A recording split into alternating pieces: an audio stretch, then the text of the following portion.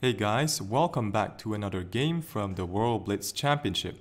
Magnus Carlsen faced Anish Giri in round 13, the first game of day 2. So this is an interesting clash because both Magnus and Giri had a bit of a rivalry going on Twitter, but it's mostly just for fun and banter. In this game, Magnus had white pieces, Giri was playing with black. Magnus opened with c4, Giri responded with e5. The most challenging try against the English. Knight c3, knight f6, knight to f3, and Giri played knight to c6.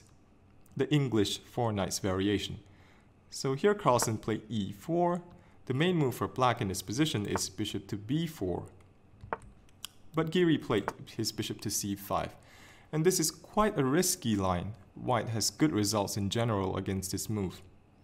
So Carlsen took on e5. This is the move which gives white the best chance for an advantage. Knight takes e5 and d4. Forking bishop and knight, and Magnus regains the piece. Bishop b4, d takes e5. Knight takes e4, attacking the pinned knight. And here queen to f3, attacking the knight. So the computer thinks that the best move here for black is queen to h4. And there has only been one game ever played in this position. The point of this move is that black's pawn on g7 is a bit of a target, and queen to h4 stops white from going queen to g3. So if white plays g3 trying to kick this queen away from the defense of the knight, black is completely fine after knight g5.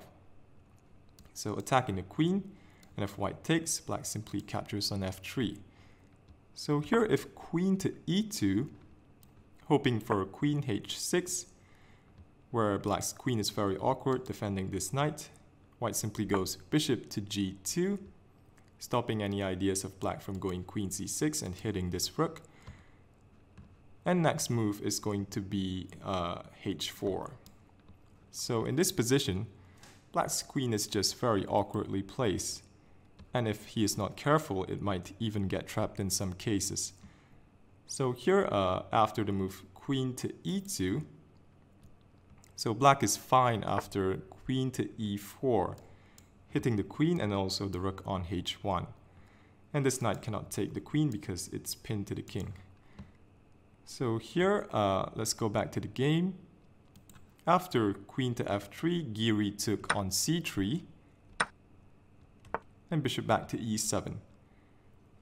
Queen to g3 from Magnus, and this move highlights the problems in Giri's position. So black has to make a concession. Does he play king to f8 to defend g7 and give up his right to castle, or does he play the move g6? So Giri opts for the latter. And this weakens the dark squares around his king. Carlsen pounces on this. Immediately he plays bishop to h6, not allowing black to castle kingside. So now d6, black's plan is now to try and castle queenside by first developing his light square bishop. Bishop e2, bishop e6, rook to d1, that just pins the pawn on d6 and puts more pressure. Queen to d7, preparing to castle queenside. So here Carlsen took on d6, and c takes d6. So what happens if bishop takes d6? So here white would go queen to h4, which stops black from castling queenside, and if queen e7, there's bishop g5. So if bishop to e7, then here rook takes d7 is good for white. After bishop takes h4, rook takes c7. With an active rook on the 7th rank, this should be very pleasant. So going back to the game, c takes d6 plate, Magnus castle, and Giri castled queenside. Carlsen now retreated his bishop to e3 since it no longer served a purpose on the kingside, and now takes control of this nice diagonal. And this is already looking highly unpleasant for Giri. He played queen to a4, defending a7 and also preventing the a-pawn from going out the board. But if you're blockading a pawn with your queen, that's not a good sign. In this position, rook to b1 right away is pretty strong. But Carlsen played queen to f3. Queen c6, so Giri of course wants to trade queens and Carlsen of course declines that. b6, defending a7, but this sort of encourages white to push forward on the queen side. Here a4 from Carlsen. So in this position, taking on a4 would be suicidal because white would simply crash through on the a file. So going back to the position, Giri's best chance would probably be to try and counterattack on the queen side with the move g5. And then here h5, trying to complicate things. But in this position after a4, Giri played rather defensively, he played rook to d7. And now white's attack is very straightforward, just a5. Giri took, rook to b1, grabbing the open file. Rook to c7, Giri wants to capture on c4 and hopefully exchange some pieces. So here Carlsen played c5, not giving black the option to stabilize his position. This also opens up another diagonal for the light square bishop, giving Carlsen a lot of flexibility in his attack.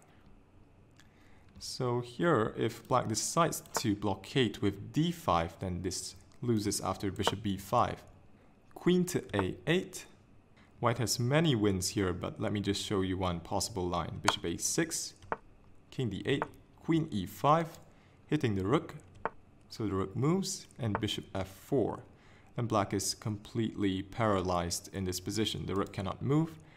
Let's say rook takes c5, then there's rook b8 check. And this just wins for white. So after the move c5, Giri had to take. And this also opens up the d file for Carlsen's rook. So here bishop to f3 played, attacking the queen. And this was actually a slight inaccuracy from Carlsen. Here Giri had an amazing resource in the move g5. So this white queen has actually nowhere to go. If queen to e5, then f6, queen back to g3, then queen to d6, or bishop to d6 forces a queen exchange. So here after g5, white's best try is bishop takes c6, bishop takes f4, and if rook takes c6, there's rook to b8 check, king d7, and pick up the rook. But this is not clear at all because black has a very dangerous pass a pawn. So g5 is an amazing resource in this position, but Giri was incredibly short on time. After bishop to f3, Giri played queen to d6, offering a queen trade.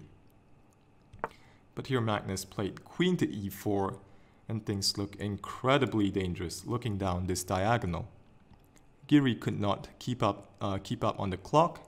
He played rook to d8 in this position, but unfortunately he lost on time.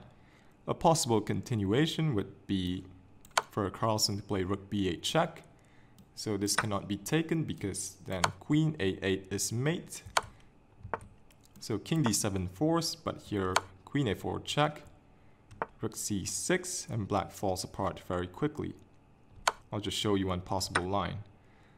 Rook b7, king d6, bishop f4 check, and rook d1, this is mate. Such a crazy game from Carlsen and Giri. Unfortunately for Anish, he got a bad position out of the opening and didn't manage to recover. That is all for this video. I hope you enjoyed the game. Thanks for watching and stay tuned for more games from the World Blitz Championship.